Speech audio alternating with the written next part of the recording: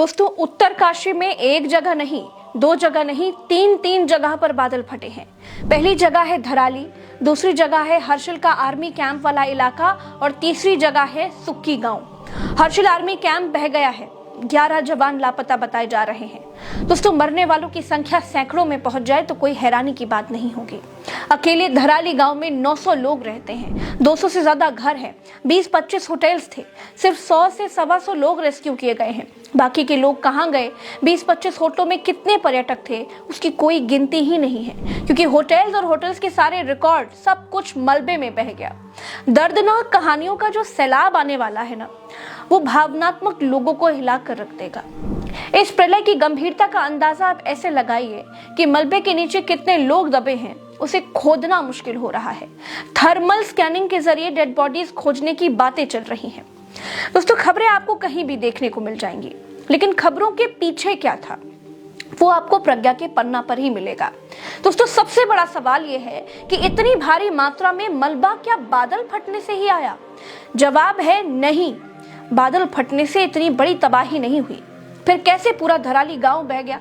तो दोस्तों, इसका जवाब है कि बिल्कुल वैसे ही जैसे केदारनाथ में पूरा केदारनाथ बह गया था। चलिए मैं आपको विस्तार से पूरी बात समझाती हूँ। देखिए, केदारनाथ में क्या हुआ था। पहाड़ी पर एक जगह नदी के मुहाने पर पत्थर अटक गया था। जब पानी का दबाव बढ़ा तो पत्थर हट गया और एक साथ पानी केदारनाथ घाटी में आ गया और केदारनाथ में आपदा आ गई। कुछ वैसा ही धराली गांव के ऊपर भी हुआ। दोस्तों, धराली गांव हिमालय की दरार पर बसा हुआ है और पिछले 10 साल से नदी में फंसा हुआ एक बड़ा पत्थर हटने की कोशिश कर रहा था। धराली गांव में 1864, 2013 और 2014 में भी पहाड़ पर बादल फटे थे। इससे खीर नाले ने तबाही मचाई थी। भूगर्भ वैज्ञानिकों ने तीनों ही आपदाओं के बाद धराली गांव को कहीं और बसाने की सलाह राज्य सरकारों को दे दी थी और ये भी बताया था कि आपदा के लिहाज से धराली टाइम बम पर बैठा हुआ है। लेकिन उत्तराखंड की सरकार हिंदू मुसलमान की राजनीति में मस्त रही, इसे शिफ्ट नहीं किया गया। दोस्तों, वरिष्ठ भूगर्भ वैज्ञानिक प्रोफेसर SP सती बताते हैं, धराली ट्रांस हिमालय यानी 4000 मीटर ऊपर मौजूद मेन सेंट्रल थ्रस्ट में है। ये एक दरार होती है जो मुख्य हिमालय को ट्रांस हिमालय से जोड़ती है। ये भूकंप का अति संवेदनशील जोन भी है। जिस पहाड़ से खीरगंगा नदी आती है वो 6000 मीटर ऊंचे ग्लेशियर से जुड़ा है। जब भी वहां ऊपर ग्लेशियर में हलचल होती है, सैलाब की नौबत आती है जो धराली को तहस नहस कर देता है। अब की बार जो पानी और मलबे वाली प्रलय आई, उसमें हुआ ये दोस्तों की करीब 6 महीने पहले पहाड़ी का एक हिस्सा टूट करके खीर नदी में गिर गया था। ये बड़ा पत्थर नदी के मुहाने पर अटक गया था और लोगों ने पहाड़ों को खोदने की और पहाड़ों पर अत्ती मचाने की कोई कसर नहीं छोड़ी। ग्लोबल वार्मिंग के कारण धराली गांव से ऊपर हिमालय की बर्फ बहुत तेजी से पिघलने लगी थी। ऊपर बर्फ पिघल रही थी, पानी ज्यादा मात्रा में नीचे खीरगंगा नाले में आना चाहिए था, लेकिन वो आ नहीं पा रहा था। क्यों? क्योंकि नदी के रास्ते में बहुत बड़ा पत्थर एक दीवार बन करके बीच में ही पड़ा हुआ था। जब पानी का प्रेशर पीछे से बढ़ा तो पत्थर टूट गया, पत्थर हट गया और पानी बहुत ज्यादा स्पीड में अचानक से नीचे आ गया और अपने साथ मलबा भी लाया, जिसको आपने इन पूरी तस्वीरों में देखा। आप इस सैटेलाइट इमेज में देखिए दोस्तों, ऊपर ग्लेशियर से कई सारी घाटीदार शिराएं निकली हैं जो अलग अलग जगहों पर, यानी हर्षिल वैली में जहां सेना का कैंप है, सुक्कू गांव जहां तबाही आने की घटना रिपोर्ट की गई, वहां तक गई। इसका मतलब ये निकाला जा रहा है दोस्तों कि तीनों जगहों पर बादल नहीं फटा।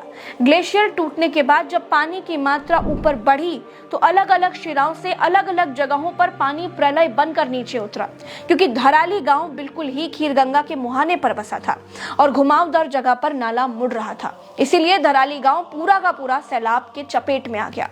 1500 साल पुराना कल्प केदार मंदिर भी मलबे में दब गया। भागीरथी नदी के किनारे बना 1500 साल पुराना ये मंदिर पंच केदार परंपरा से जुड़ा हुआ है। इससे पहले 1800 के आसपास जब ऐसी आपदा आई थी दोस्तों, तो ये मंदिर तब भी मलबे में दब गया था। उसके बाद इसे खोदकर बाहर निकाला गया था। फिर से ये मंदिर मलबे के नीचे दब गया है। ये जो धराली गांव है, ये गांव उत्तराखंड के उत्तरकाशी जिले में एक छोटा पहाड़ी गांव है। ये गांव भागीरथी नदी के किनारे हर्षिल घाटी के पास बसा हुआ है। धराली गांव गंगोत्री यात्रा का एक मेन पड़ाव है। गंगोत्री धाम से पहले ये आखिरी बड़ा गांव है जहां लोग आगे की कठिन चढ़ाई के लिए रुकते हैं। ये धराली गांव देहरादून से 218 किलोमीटर और गंगोत्री धाम से करीब 18 किलोमीटर दूर है। दोस्तों, एनडीआरएफ के महानिरीक्षक मोहसेन शहीदी ने कहा, धराली में अब तक 150 लोगों का रेस्क्यू किया गया है। 11 सैनिक अभी भी लापता हैं, उनकी तलाश जारी है। लेकिन लैंडस्लाइड के कारण ऋषिकेश उत्तरकाशी स्टेट हाईवे पर जगह जगह पर लैंडस्लाइड है, उसके चलते भी रेस्क्यू में देरी हुई है। दोस्तों, धराली में हुई त्रासदी के प्रत्यक्षदर्शी अशोक सेमवाल कहते हैं कि मैं अपने गांव मुखबा में पहाड़ी पर घर के बाहर खड़ा हुआ था। उस वक्त दोपहर के करीब 12:40 बज रहे थे। तभी बम धमाके जैसी एक बड़ी आवाज गूंजी। पूरा परिवार डरकर बाहर आ गया। तभी पहाड़ के ऊपर धुआं उठता देखा। थोड़ी देर के बाद पहाड़ी नाले में तेज बहाव दिखाई दिया। मैं तुरंत वीडियो बनाने लगा। 2-3 सेकंड के बाद ही खीरगांव में पहाड़ सैलाब के रूप में उतरता हुआ दिखाई दिया। पूरा गांव डर गया। तबाही सामने थी। हम चीखने लगे, चिल्लाने लगे, क्योंकि धराली में टूरिस्ट थे। लोग कुछ समझ पाते। महज 30 सेकंड में सैलाब वहां पहुंच गया। लोग भाग तक नहीं पाए। कार, घर, इमारतें, टावर, सैलाब आंखों के सामने सब कुछ बहा ले गया। पूरा गांव मैदान बन गया। वहां मेरा दोस्त खुशी रहता है। कई जान पहचान वाले भी हैं, लेकिन किसी का कुछ भी पता नहीं है। चारों ओर 15 से 20 फीट का बड़ा मलबा है। दोस्तों, हर्षिल, मुखबा और धराली तीनों उत्तराखंड के बड़े पर्यटन स्थल हैं। धराली छोटा सा गांव है जहां करीब 600 की आबादी रहती है। दोस्तों, उत्तर प्रदेश मेरे लिए मेरा शरीर जैसा है, तो उत्तराखंड मेरे लिए मेरे प्राण जैसा है। इस स्थिति को समझने के लिए मैंने उत्तरकाशी के वरिष्ठ पत्रकार त्रिलोचन भट्ट जी से भी वहां के हालातों के बारे में चर्चा की। उन्होंने जो बताया वो आपको और भी ज्यादा चौंका देगा। आप भी सुनिए। जी देखिए, कहने के लिए तो ये प्राकृतिक आपदाएं कहा जाता है। कभी बादल फट जाते हैं या कभी बाढ़ आ जाती है, लेकिन वास्तव में ये जो असंतुलित विकास है, अवैज्ञानिक विकास है, असली बात इसकी ये है। हम लगातार सड़कों पे भी कहते हैं, लिखते भी हैं, वीडियो में भी बोलते हैं कि भैया इस तरह का विकास हमें नहीं चाहिए। जब इंसान ही नहीं रहेगा तो इस विकास का हम करेंगे क्या? किसके लिए ये विकास हो रहा है? लेकिन हमें लगता है कि सरकारों को इसी तरह के विकास के लिए शायद पैसा मिलता है कहीं से, और वो इस तरह के विकास करते रहते हैं। एक ऑल वेदर रोड यहाँ बनी हुई है चारों धामों में, जिसमें ये धराली वाला भी उसी रोड का एक हिस्सा है। और बद्रीनाथ केदारनाथ के लिए भी ये बहुत चौड़ी सड़क, जिसकी पहाड़ों के लिए इतनी जरूरत ही नहीं है। भाई, हम तो कहते हैं कि हमारे जो है ना, हमारा कद भी छोटा है, हमारी गायें भी छोटी होती हैं, लेकिन हमें इतनी चौड़ी सड़क नहीं चाहिए। हम सकरी सड़क से भी जा सकते हैं, लेकिन इनको पैसे खपाने हैं और उसमें कमीशन मिलता है।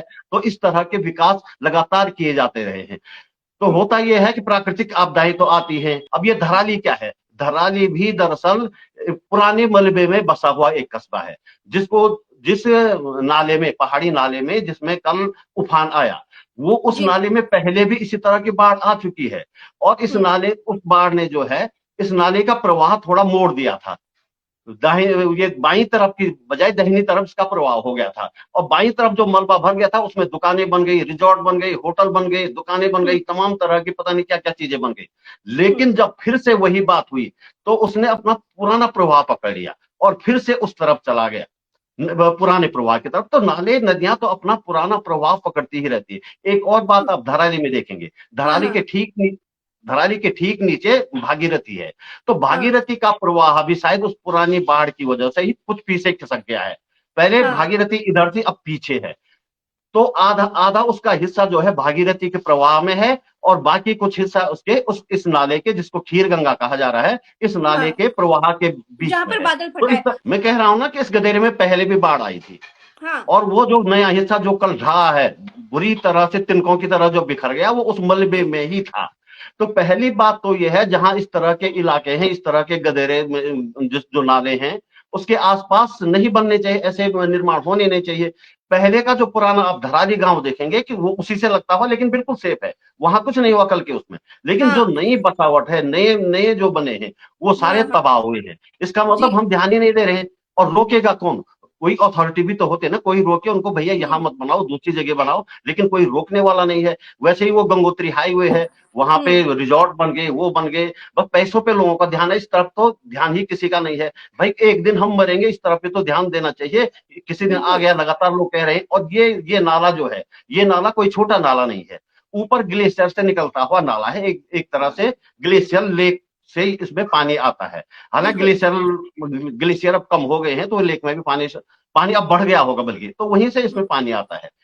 अब इस पे विवाद है, कुछ लोग कह रहे हैं कि हो सकता है ग्लेशियर लेक फटी हो, लेकिन इसका अभी खैर वो भूवैज्ञानिक बताएंगे। लेकिन लगातार ये इतना लंबा चलता है ये नाला, तो बहुत बड़ा इसमें मलबा आने की तो वो थी। उसके बाद जो मोरिन होता है, जो ग्लेशियर का छोड़ा हुआ जो मलबा होता है, वो वहां आसपास जमा होता है। दोस्तों, आपने सुना, ये जरूर एक प्राकृतिक आपदा थी, इसमें किसी का हाथ नहीं था, लेकिन इसे टाला भी जा सकता था। अगर पर्यावरणविदों की बात मान ली होती तो आज इस त्रासदी में लोगों को मरने से बचाया जा सकता था। इस आपदा को सरकार की नेग्लिजेंस और लोगों की पैसा कमाने की भूख ने नरसंहार में बदल दिया। मेरे साथ फिलहाल इस वीडियो में इतना ही। चैनल को सब्सक्राइब कीजिएगा। नमस्कार।